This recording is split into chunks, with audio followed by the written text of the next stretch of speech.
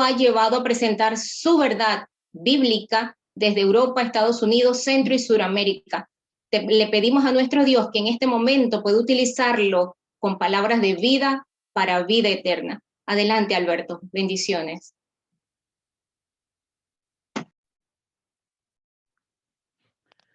Gracias. Muy buenos días para todos mis amados hermanos. Gracias, Minerva, por esta invitación y al doctor Antonio Córdoba por la invitación a que podamos acompañarles en esta fecha. Hoy vamos a tener el tema titulado Con el espíritu y el poder de Elías. Cuando se menciona el espíritu y el poder de Elías, se refiere a un evento en los tiempos de Jesús, pero que se repetirá en los días de la segunda venida de Cristo. Para poder más comprender en esto, en el contexto, vamos a mirar cómo fue la misión de Elías el profeta.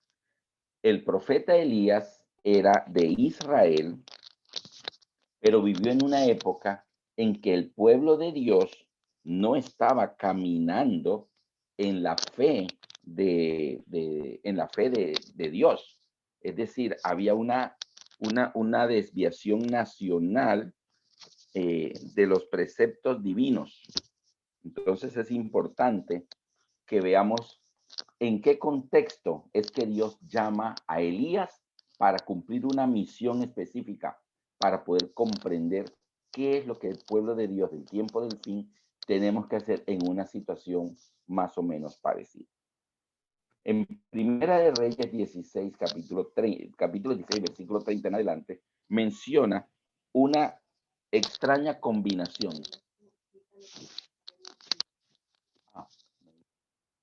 Gracias, Alicia. Está saliendo un ruido por lo que tenía conectado un audífono. Entonces mejor me quito el audífono. Gracias. Ayuda idónea, ¿verdad? Qué bendición. Yo no me estaba escuchando el ruido que había. Muy bien. En este tiempo, Primera de Reyes 16, del 30 en adelante, aquí hay una situación que está viviendo el pueblo de Israel, el pueblo de Dios. Dice, y reinó Acab, Primera de Reyes 16, 30. Y reinó Acab, hijo de Omri, sobre Israel en Samaria. 22 años. Y Acab, hijo de Omri, hizo lo malo ante los ojos de Jehová, más que todos los que reinaron antes que él. Porque le fue ligera cosa andar en los pecados de Jeroboam, hijo de Nabat. Y tomó por mujer a Jezabel, hija de Etbaal, rey de los Sidonios. Y fue y sirvió a Baal y lo adoró. Así que vemos aquí ahora una cadena de eventos que hace el rey de Israel y que afectan a todo el pueblo. Una parte de la Biblia dice, tal es el rey, tal es el pueblo, ¿verdad? Y aquí tenemos un rey de Israel, era israelita, era cristiano, circuncidado de la descendencia de Abraham, pero él toma una esposa pagana, es decir, hace una unión en yugo desigual. Se une a una mujer pagana. Siguiente, termina adorando a Baal, quien esta mujer pagana adoraba. Es decir, es una persona fácilmente influenciable por el mundo. Vamos a ir viendo los elementos que se conjugan en el momento en el que vive el profeta Elías. Hay una influencia del mundo dentro del pueblo de Dios, empezando por el rey. Él toma una mujer pagana y termina inclinándose a las costumbres que la mujer pagana tiene. Además de eso, está quebrantando un mandamiento específico que Dios había dado desde los tiempos de Moisés, que no se unieran en yugo desigual con incrédulos. El pueblo de Dios no debía tomar esposas de los pueblos paganos, porque dice, harán inclinar tu corazón hacia sus dioses. Él no le interesa un mandamiento específico de Dios, él hace lo contrario y lógicamente que el pueblo termina haciendo lo mismo. Entonces, además de adorar a Baal, el primer pecado no fue adorar a Baal, el primer pecado fue casarse con una mujer pagana. Segundo, adorar a Baal. Tercero, versículo 32, e hizo altar a Baal en el templo de Baal que él edificó en Samaria. Así que toma una mujer pagana, adora a Baal, le hace un altar a Baal en el templo que él le edificó a Baal en Samaria. O sea, el lugar de gobierno desde el centro de mando, porque él gobernaba desde Samaria. Desde Samaria era que él tenía el trono. Así que desde el centro de mando, donde el pueblo de Dios es dirigido por aquella persona que Dios ha puesto sobre sus hombros la responsabilidad de guiar al pueblo, desde ahí se comienza. Y ahí puso el templo de Baal, puso el altar a Baal, adoró a Baal, Dios de la esposa pagana que él había escogido. Notemos que aquí tenemos es una escalera que va cada día más para abajo, de escalón tras escalón, el rey va quebrantando mandamiento tras mandamiento. Comenzó con uno. ¿Cómo se quebranta la ley de Dios? Con uno. David codició lo que no le pertenecía. Luego adulteró. Luego asesinó. Y si no para ahí, hubiera seguido con más cosas. Es decir, bueno, levantó falso testimonio porque hizo una estrategia para que se creyera que el bebé de Betsabé era de Urías. Así que miren ustedes cómo por quebrantar un mandamiento se termina quebrantando los demás como en cadena. Ahora bien, hizo también Acab, versículo 33, una imagen de Acera. Ahora no solamente es Baal, viene otro dios, Acera, la diosa de la fertilidad. También es conocida como Istar o Astarte en otros pasajes de la Biblia. Haciendo así Acab más que todos los reyes de Israel que reinaron antes que él, para provocar la ira de Jehová, del Dios de Israel. Entonces ahora viene en el capítulo 17:1, Dios hace un llamado específico a un hombre con una misión específica. Así que grábense esto. Dios hace un llamado a un hombre específico con una misión específica. Hay una situación que se está dando no en Egipto, no en Babilonia, no entre filisteos, no entre asirios, se está dando dentro del pueblo de Dios.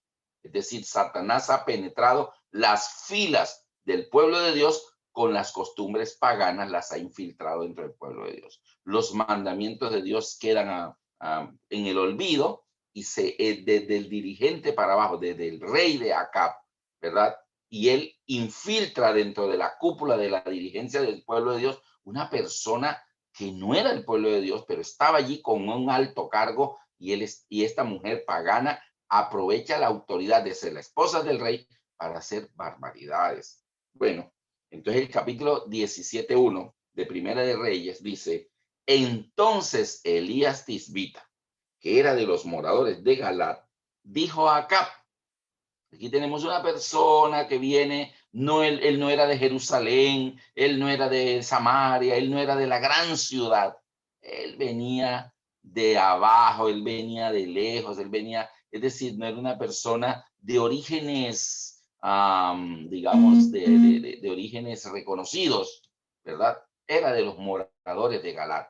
Entonces, él viene ante el rey. Notemos que Dios toma personas de bajos niveles para presentarse ante las personas de altos niveles. Moisés, ¿a dónde lo fue a buscar Dios? Al desierto de Madián. 40 años entre ovejas, una vida del campo allá. Y entonces Dios le aparece en persona y le dice, ve y te enviaré a Faraón, rey de Egipto. Lo está mandando a la Casa Blanca de aquel tiempo. Y Moisés lógicamente le dice a Dios en Éxodo 3, ¿quién soy yo para ir ante Faraón? No, yo no, manda otro, yo no sé hablar, yo no sé, no soy de fácil palabra, ¿por qué no escoges a otro? Yo soy campesino. Es que Dios siempre escoge lo débil para avergonzar lo fuerte. Dios va a usar un pastor de ovejas para enfrentarlo al rey más poderoso de aquel tiempo. Aquí está tomando a Elías, que era de los moradores de Galat. Bueno, y le dice Elías al rey, con una autoridad, que solamente la puede hablar una persona que sabe que Dios está con él. Vive Jehová, Dios de Israel, en cuya presencia estoy, que no habrá lluvia ni rocío en estos años, sino por mi palabra. No le habló unas semanas, no le habló unos cuantos meses, un verano prolongado, años. En estos años, y no especificó cuántos años eran. Vive Jehová, Dios de Israel, en cuya presencia estoy.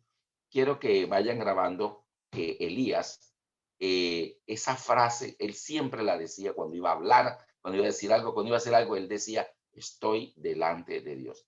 Sabemos que Elías fue llevado al cielo en un carro de fuego. ¿Por qué Dios decide transportar a este hombre desde este mundo y llevarlo al reino de los cielos directamente, sin esperar muerte, ni segunda venida, ni resurrección de los justos? Dice, traigámonos de una vez, venga para acá, porque aprendió a vivir en la presencia de Dios. Y cuando se aprende a vivir en la presencia de Dios, el pecado no tiene lugar en una vida así. ¿A qué hora peca una persona que está con Dios al lado? Ahí estoy en su presencia. No sé si ustedes se dan cuenta que yo siempre explico de esta manera. Imagínate que el pastor de la iglesia se vaya a vivir a tu casa. Que el pastor de la iglesia se vaya a vivir a tu casa y esté allá todo el tiempo en tu casa.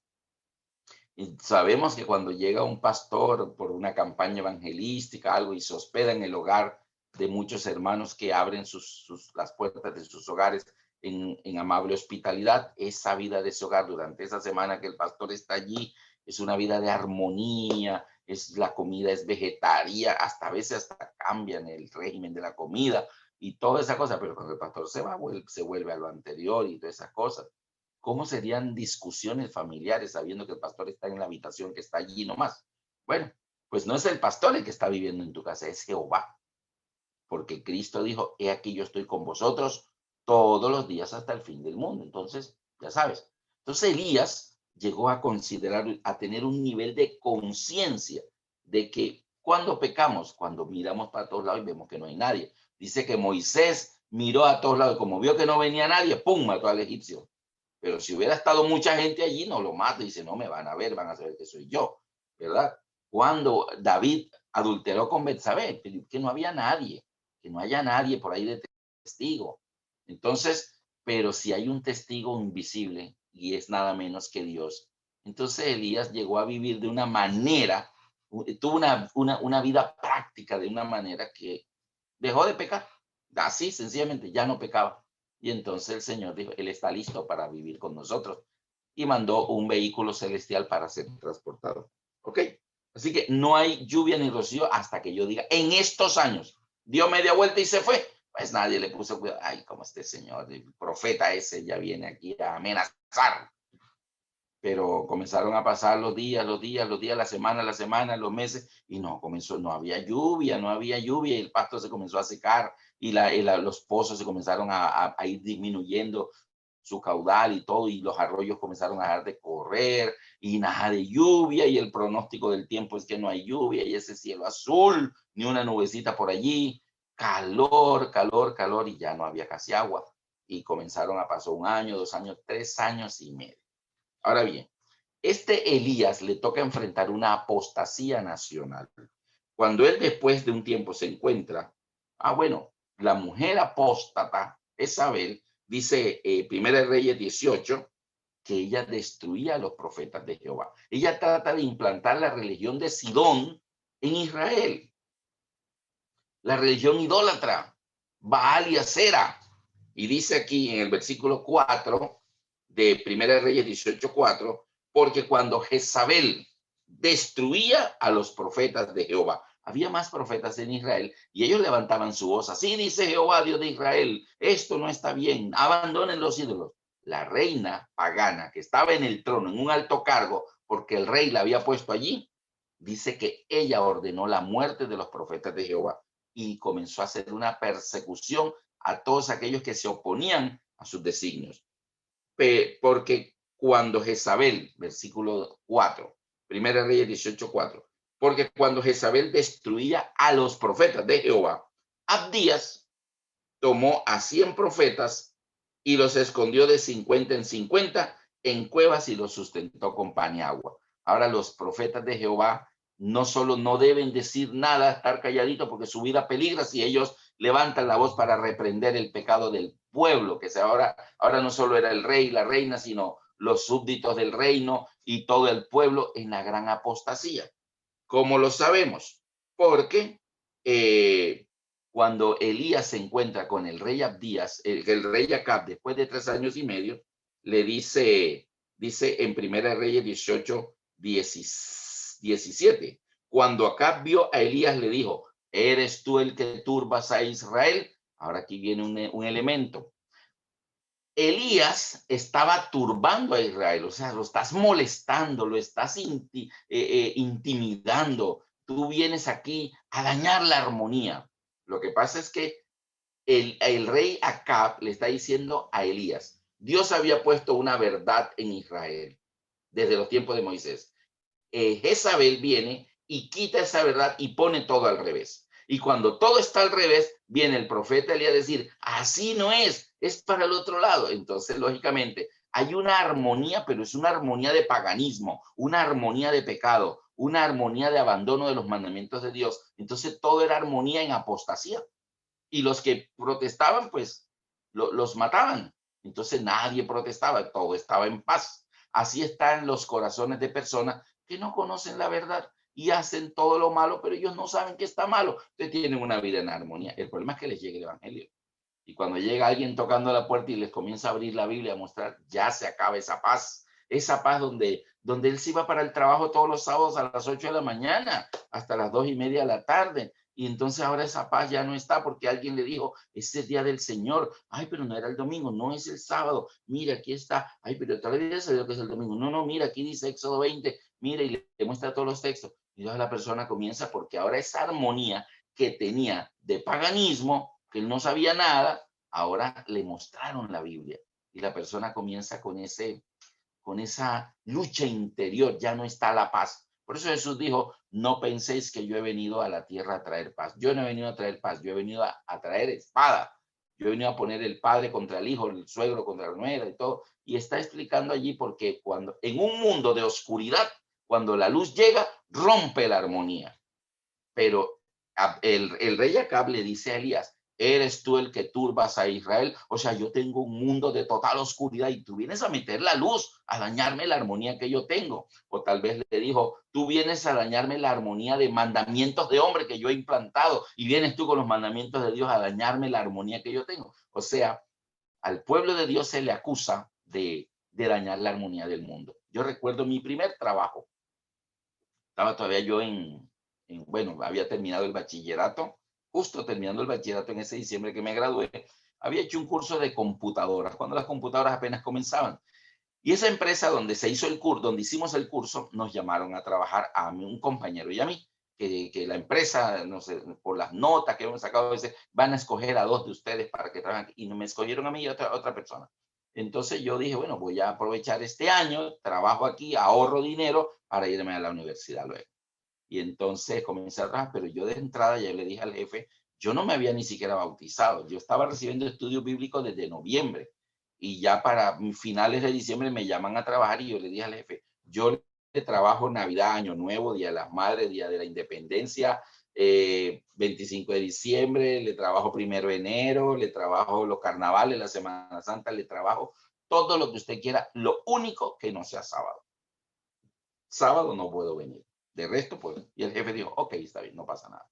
Y entonces comencé a trabajar. Pero después, trabajando allí, varios compañeros me preguntaban que por qué yo no trabajaba los sábados. Que ¿y tú por qué nunca vienes los sábados? Entonces yo les comencé a decir por qué no trabajaba los sábados. Es que la Biblia dice, y la armonía que la empresa tenía se comenzó a dañar, porque una compañera de contabilidad se bautizó. Ella hoy es la esposa de un pastor, ella es esposa de un pastor hoy en día, pero era auxiliar de contabilidad.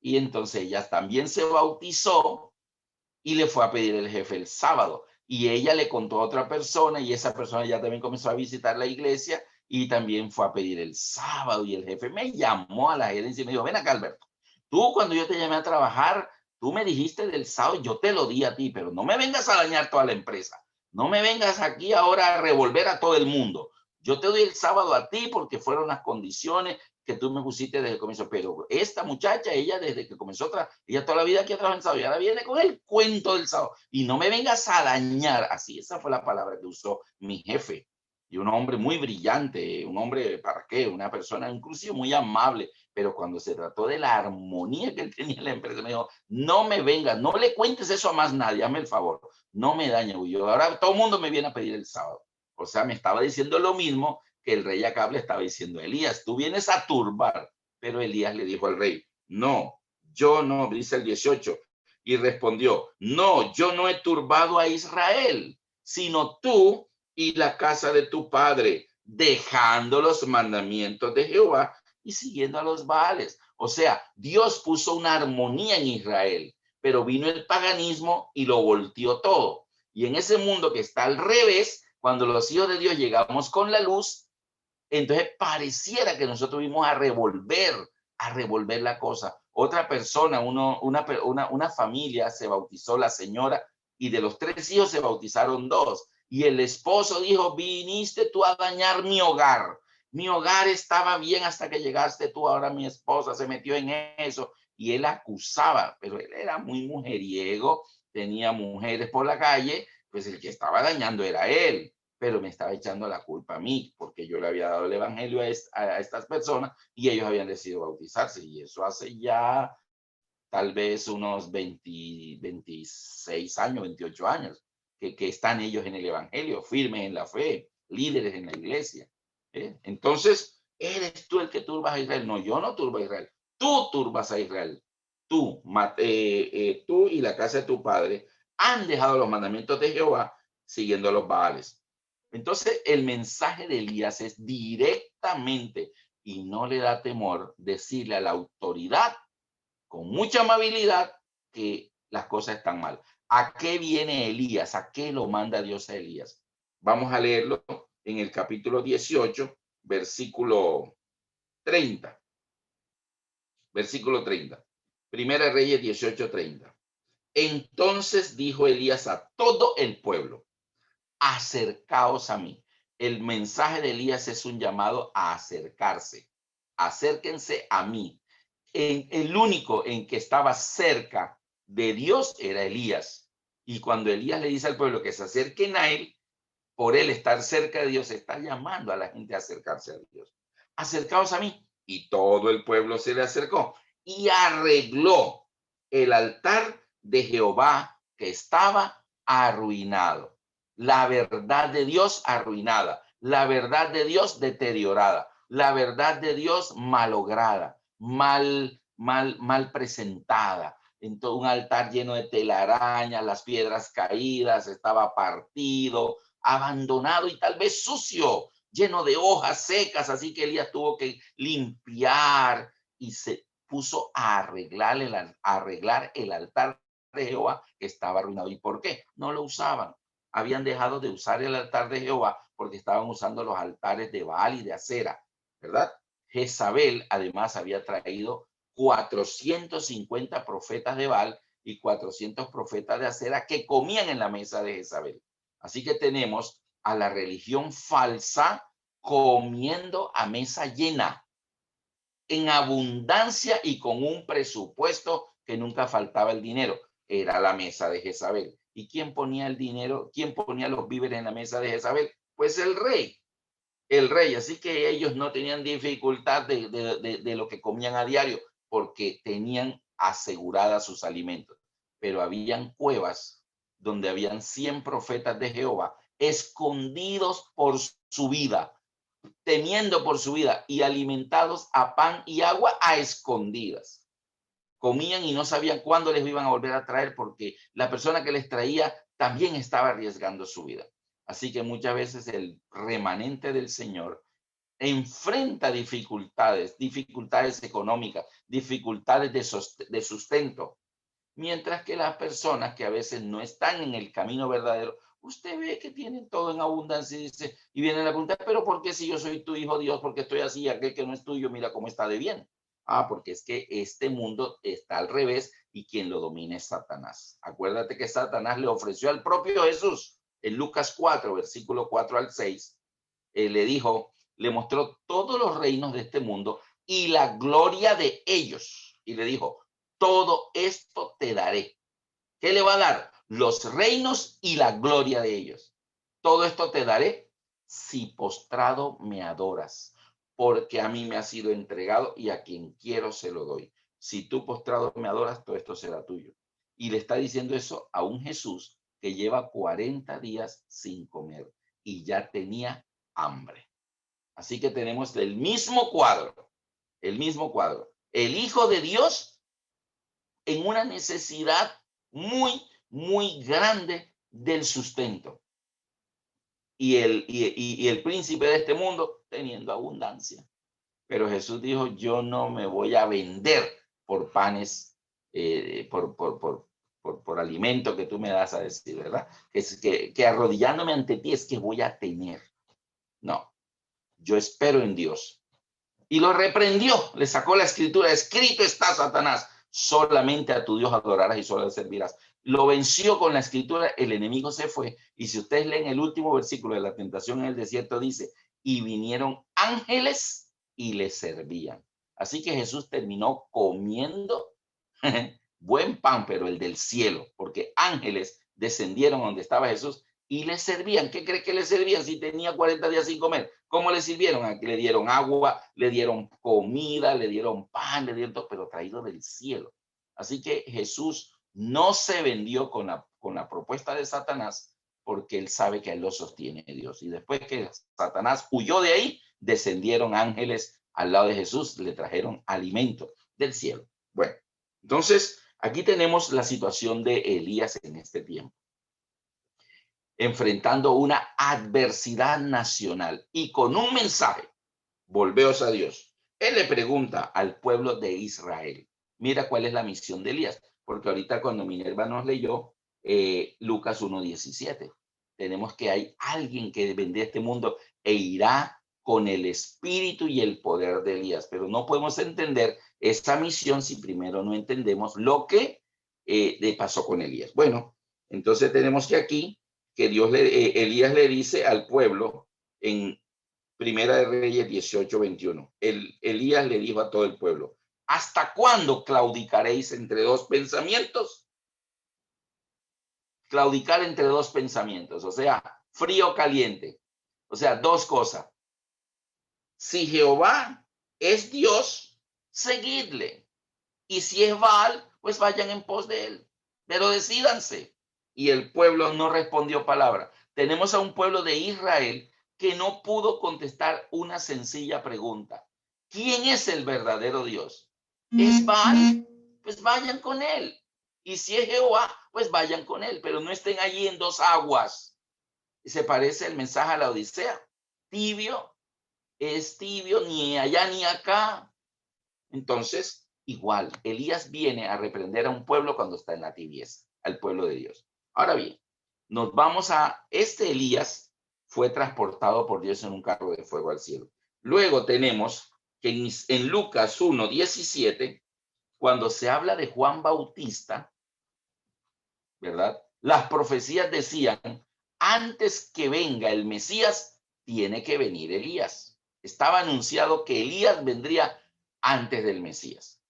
Entonces, cuando Zacarías en el tabernáculo recibe la profecía del ángel Gabriel del nacimiento de su hijo, una de las cosas que le dice de ese bebé en Lucas 1:17 dice, e irá delante de él con el espíritu y el poder de Elías. O sea, este no es Elías, es un niño que va a cumplir una misión en este mundo. Y dice que él irá delante del Mesías, o sea, él va a venir primero que el Mesías, o sea, el Mesías viene, entonces hay alguien que tiene que ir adelante, y este que va adelante irá delante de él con el espíritu que estaba en Elías. ¿Y cuál era el espíritu que estaba en Elías? El Espíritu Santo. Y el poder de Elías, ¿cuál era el poder de Elías? ¿Elías tenía poder? No, era el poder del Espíritu Santo que estaba con Elías. Así que irá con el espíritu y el poder de Elías para hacer volver, nota que nuevamente la misión es restaurar. La misión es una cosa que está al revés, volverla a poner al derecho. Dios siempre manda a Elías cuando el pueblo de Dios está al revés. Enderezcalo, enderezcalo, enderezcalo, enderécelo. Irá con él, con el espíritu de Elías, para hacer volver el corazón de los padres a los hijos, de los rebeldes a la prudencia de los justos, para preparar al Señor un pueblo bien dispuesto. ¿Cómo estaba el pueblo de Dios en los tiempos de Elías? Torcido, Y Elías los dice, vengan para acá, acérquense, miren el altar cómo es, el sacrificio no es aquel, es este, no es a ese Dios, es a este Dios. Y él tiene que restaurar, la misión de Elías es restaurar la verdad en el pueblo de Dios. El segundo Elías, lo mismo, se está refiriendo a Juan Bautista, irá delante del Señor para preparar un pueblo bien dispuesto, preparar un pueblo. La misión de Elías es preparar al pueblo para la venida del Señor. Lo hizo Juan Bautista en los tiempos de él. Hay una parte aquí que dice en Mateo 11:14. Vamos a buscar Mateo 11:14. A ver, si alguien lo puede leer desde ustedes, me puede ayudar. Mateo 11:14. Y otra persona me va a leer Mateo 17:10 al 13. Va a ver, Mateo 11:14. ¿Quién lo tiene? A ver, ¿quién no lo pueda leer en voz clara? Mateo 11:14. Y si queréis recibirlo, él es aquel Elías que había de venir.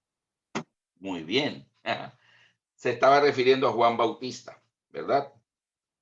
En el 13 dice, porque todos los profetas y la ley profetizaron hasta Juan.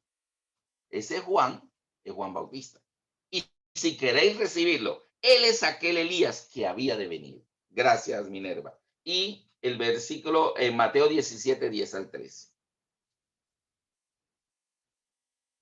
Dice así. Entonces sus discípulos le preguntaron diciendo, ¿por qué pues dicen los escribas que es necesario que Elías venga primero? Los escribas le decían a los apóstoles, es su maestro, no es el Mesías, porque la profecía no se ha cumplido. Antes que venga el Mesías, debe venir Elías. Entonces los discípulos vienen donde Jesús, Señor, ¿por qué los escribas dicen que antes que venga, que es necesario que primero venga Elías? Y Elías no ha venido, no está por aquí. Y entonces tú no puedes ser el Mesías porque Elías no ha venido. Eso decían los escribas. Entonces respondiendo Jesús les dijo, a la verdad, Elías viene primero. Sí, es verdad lo que la Biblia dice. Es verdad que Elías debe venir primero y restaurará todas las cosas. ¿Cuál es la misión de Elías? Restaurar ¿cuántas cosas? Todas las cosas, todas. Mas os digo, versículo 12, mas os digo que Elías ya vino y no le conocieron, sino que hicieron con él todo lo que quisieron. Así también el Hijo del Hombre padecerá de ellos. Entonces los discípulos comprendieron que les había hablado de Juan el Bautista. Así que si Elías viene primero, vino, Dios lo mandó. ¿Cuál es la misión de Elías? Restaurar todas las cosas. En un momento en que las cosas están un poco al revés, la misión de Elías es volverlas a poner al derecho, restaurar todas las cosas. ¿Cuál creen ustedes que es la misión del remanente del pueblo de Dios del tiempo del fin? En un mundo cristiano, porque todo esto es interno dentro del mundo que se dice cristiano, dentro del mundo cristiano de hoy, mis amados, donde todas las religiones dicen ser cristianas, o sea, me refiero al cristianismo, más de 6.600 religiones protestantes, más Roma papal, todas cristianas, pero una verdad volteada, al revés, con un estado de los muertos, enseñando un estado de los muertos que no es, enseñando un día de reposo que no es, y que el Antiguo Testamento ya fue abolido, y una serie de cosas por no leer los contextos. Entonces, en ese mundo que está al revés, Dios tiene que mandar a Elías a que restaure todas las cosas. ¿Ves? Entonces, esa es la misión de Elías, restaurar todas las cosas. Juan Bautista lo hizo.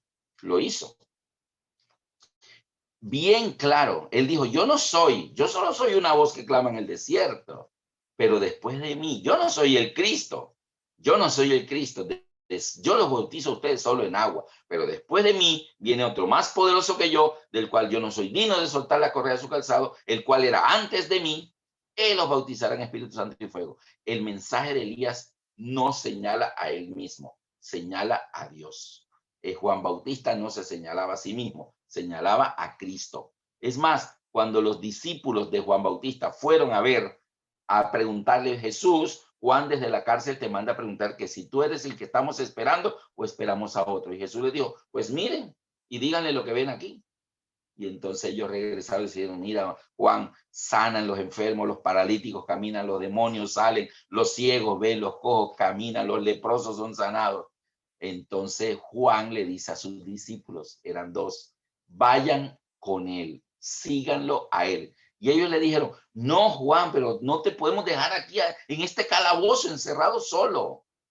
Irnos con Jesús, porque ya tú estás en la cárcel y ahora el que está de moda es Jesús. Y Juan dijo una frase que solo la ha dicho él en toda la historia. Es necesario que él crezca y que yo mengüe. Ese es el espíritu de Elías. No es mostrarse a sí mismo, es mostrar a Cristo. Déjenme decirles con mucho respeto que el remanente del pueblo de Dios del tiempo del fin no predica la iglesia, predica a Cristo. Le señala al mundo hacia Cristo, no a la iglesia. No podemos predicar, somos la iglesia verdadera, nosotros somos la única que guarda los mandamientos, somos la que guarda el sábado y tenemos el espíritu de profecía y tenemos esto y somos los que guardamos el mensaje pro salud y somos los que guardamos todo y mire cómo la Biblia dice nosotros lo hacemos, por lo tanto nuestra iglesia y la iglesia y todo es la iglesia. Pues si tú muestras la iglesia, el mundo también te va a mostrar su iglesia. Es más grande, a veces hasta más bonita, más suntuosa, pero no es la verdadera. Pero cuando tú le señalas a Dios, ¿qué te van a mostrar ellos? ¿Qué te muestran ellos? No tienen nada que contrapese contra Dios. Así que muestra a Dios. Y cuando tú muestras a Dios, el mundo no tiene nada que contrapese eso. No hay una respuesta en contra de Dios. No la hay. No existe. Dios es demasiado poderoso. Para terminar, les digo que la misión de Elías es restaurar todas las cosas. O sea que viene un tiempo donde las cosas están volteadas. Ya van dos Elías, pero hay un tercer Elías en la Biblia, que está en Malaquías 4. Libro de Malaquías, capítulo 4, y me quedan 4 minuticos. Malaquías 4, dice aquí, versículo del 1 en adelante, refiriéndose al tiempo del fin. Porque aquí viene el día ardiente como un horno, y todos los soberbios y todos los que hacen maldad serán estopa. Aquel día que vendrá los abrazará, dicho Jehová, los ejércitos, y no les dejará ni raíz ni rama. Mas a vosotros, los que teméis mi nombre, nacerá el sol de justicia, y en sus alas traerá salvación. Y saldréis y saltaréis como becerros de la manada. Hollaréis a los malos, los cuales serán ceniza bajo la planta de vuestros pies, en el día en que yo actúe, ha dicho Jehová a los ejércitos.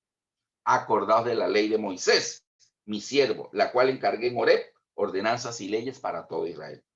He aquí yo os envío al profeta Elías, antes que venga el día de Jehová grande y terrible. Así que el segundo Elías vino para preparar un pueblo bien dispuesto para la venida del Señor, pero para la primera venida del Señor. El tercer Elías, que somos nosotros, el remanente del tiempo del fin, debe preparar al mundo, al pueblo del mundo por el cual Cristo murió, para la segunda venida de Cristo. Debemos preparar un pueblo bien dispuesto para la venida del Señor. Yo recuerdo cómo estaba mi vida, al revés totalmente, y creí en Dios, pero llegaron dos colportoras a nuestra casa y ellas luego trajeron un pastor y luego otro pastor y comenzaron a enseñarnos todo lo que la Biblia decía. ¿Y sabe qué descubrimos? Que nuestra vida totalmente estaba al revés. Así que comenzamos a cambiar, hasta que la vida estuvo más dispuesta ahora para venir al Señor. Ahora cuando Cristo venga ya no nos va a encontrar haciendo las cosas que creíamos que eran correctas. Ahora nos va a encontrar haciendo las cosas que dice la Biblia que son correctas. Porque hubo personas que tomaron de su tiempo y yo nunca dejaré de agradecer a estas dos chicas colportoras porque déjeme decirle, vivían bien lejos de mi casa. Para que esas muchachas llegaran a nuestra casa dando los estudios bíblicos, tenían que tomar 2 buses. Y a veces los viernes en la noche que nos enseñaron a recibir el sábado, se iban después de 9 a sus casas, que era bien lejos de nuestra casa, muy lejos. Y sin embargo lo hacían. Pero ayudaron a una familia a salir de las tinieblas espirituales. Entonces aquí viene el profeta. Yo os envío al profeta Elías, antes que venga el día de Jehová grande y terrible. Él hará volver el corazón de los padres hacia los hijos y de los hijos hacia los padres, no sea que yo venga y hiera la tierra con maldición. Es decir, hay una misión para el pueblo de Dios del tiempo del fin. Somos nosotros, mis amados. Termino con esta lectura de un libro que se llama Preparación para la crisis final, del pastor Fernando Chay. Leo en la página 24, es el primer capítulo, que se llama El reavivamiento y la reforma. Reavivamiento y la reforma. A ver, ¿dónde está? Bueno. Leo en la página 24 y dice de la siguiente manera. Debe producirse una reforma en el pueblo de Dios, es decir, la misión de Elías del tiempo del fin, y también tenemos que hacerlo no es con fuerzas humanas, no es con destreza profesional, irá delante del Señor con el espíritu y el poder de Elías. Es decir, el mismo ser poderoso, que es el Espíritu Santo, que estuvo en Elías para cumplir su obra de restaurar al pueblo de Dios, el mismo espíritu que estuvo en Juan Bautista para restaurar al pueblo de Dios ante la venida del Mesías, ese espíritu, que es el Espíritu Santo, debe estar en los corazones del remanente del pueblo de Dios del tiempo del fin, para preparar un pueblo bien dispuesto para la venida del Señor. ¿Se dan cuenta? Entonces lo leo aquí para terminar. Dice, página 24, dice, el Señor no admitirá en las mansiones celestiales que está preparando para los justos una sola alma que sea presuntuosa. Se necesita una reforma entre el pueblo de Dios, pero esta debe comenzar su obra purificadora con sus líderes. Debe producirse una reforma en el pueblo de Dios. Mensaje para los jóvenes 315. Debe realizarse un revivamiento y una reforma bajo la administración del Espíritu Santo. Reavivamiento y reforma son dos cosas diferentes. El reavivamiento significa una renovación de la vida espiritual, una vivificación de los poderes de la mente y del corazón, una resurrección de la muerte espiritual. La reforma significa una reorganización, un cambio en las ideas y las teorías y en los hábitos y en las prácticas. La reforma no traerá los buenos frutos de la justicia a menos que esté vinculada con el reavivamiento del espíritu. El reavivamiento y la reforma han de realizar la obra señalada, y al hacer esta obra, ambos deben combinarse. El momento actual exige que llevemos la luz y actuemos. ¿Usted cree que Juan Bautista tuvo miedo de decirle a Herodes, Herodes, deja el pecado, esa mujer no es tu esposa, abandónala? No le tembló la voz para decir lo que tenía que decir. A Juan Bautista eso le costó la vida, y muchas veces nosotros no decimos las cosas porque nos vamos a ganar la adversidad entre los amigos. Y la última parte dice, antes que los juicios de Dios caigan finalmente sobre la tierra, habrá entre el pueblo de Dios un revivamiento de la piedad primitiva, cual no se ha visto nunca desde los tiempos apostólicos. El espíritu y el poder de Elías serán derramados sobre sus hijos. Conflicto de los siglos, páginas 517. Mis amados, hoy necesitamos el Espíritu Santo que estuvo en Elías y que estuvo en Juan Bautista, porque nosotros somos en la profecía el tercer Elías, y solo con el Espíritu Santo en nuestros corazones podremos llevar a cabo esa obra de preparar un pueblo bien dispuesto para la venida del Señor. Ya hemos escuchado a los pastores explicarnos la obra del Espíritu Santo en nosotros. Ahora hoy hemos explicado la obra que ya debemos comenzar a hacer con el Espíritu Santo en bien de los demás. Que Dios me los bendiga en esta mañana.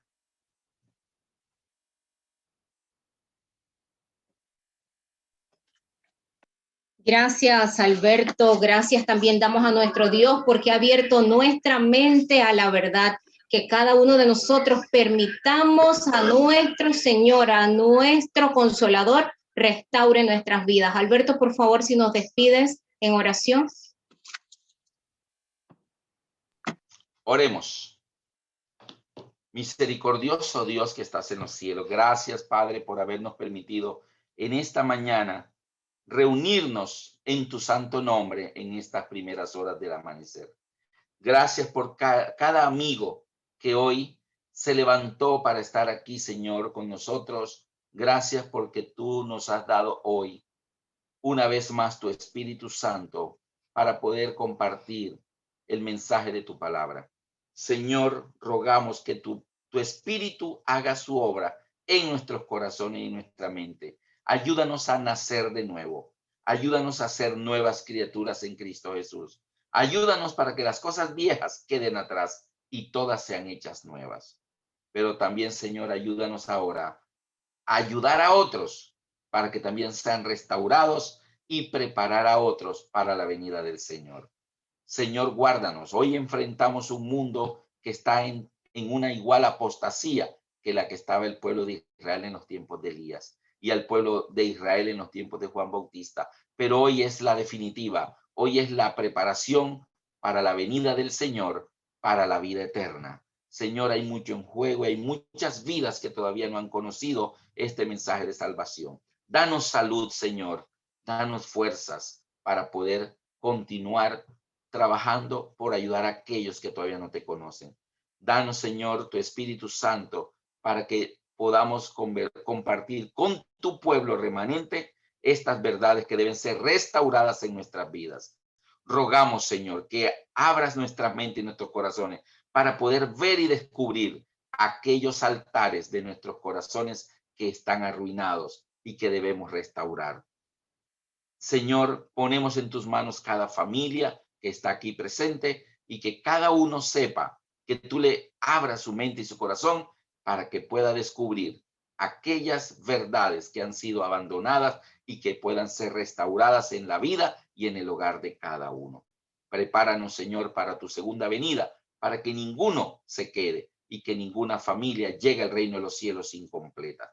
Por eso ponemos en tus manos nuestros hijos, nuestros hermanos y padres, amigos y familiares, para que todos vayamos a morar en la Nueva Jerusalén contigo muy pronto cuando vengas. Señor, escucha las súplicas de tu pueblo por salud. Escucha las súplicas de tu pueblo por fortaleza espiritual. Escucha las súplicas de tu pueblo por aquellos que están quebrantados por alguna enfermedad, porque tú eres poderoso para sanar. Y te rogamos por aquellos que hoy están quebrantados en sus corazones por el dolor de la pérdida de un ser querido. En el nombre de tu Hijo Cristo Jesús agradecemos todo. Amén.